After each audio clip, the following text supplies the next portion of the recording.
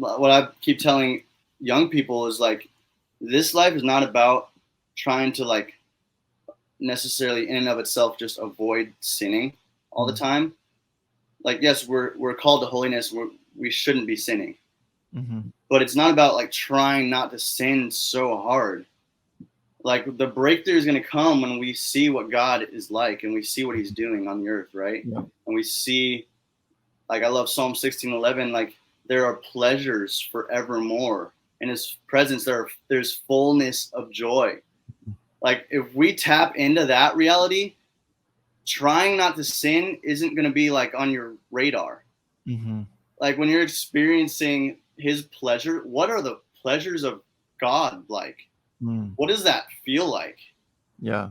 And when we start to tap into that, like, you know what I mean? Like there's this order to it. Yeah. And I think for believers, that's my heart. That's my desire for especially my generation, that, man, we would tap into that thing. We'd live from that place.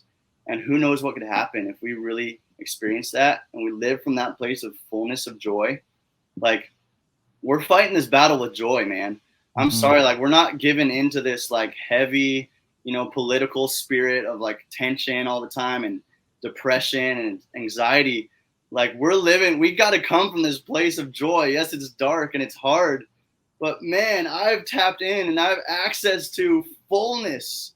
Fullness of joy, and we get to fight our battles from that place, right? Good. Yeah. I feel like that's something God's doing, is he's removing this like grumpiness off of the church and off of his people, because we get to fight. Yes, it's intense, but we get to fight from this place of like, we know the end of the story, and for our own lives, we're experiencing his joy, and so that's just another thing. I think that's great, man. That's one of the things that's marked our journey for sure. That's what I always tell people at the events. Like, come on, we just got to smile today, man. Yes, we're in the middle of Hollywood, and it's like, some of the darkest things have come out of this city. But we're not feeding into that spirit of heaviness. We're coming in the opposite spirit, right? We're carrying the joy that's going to break off the heavy yoke.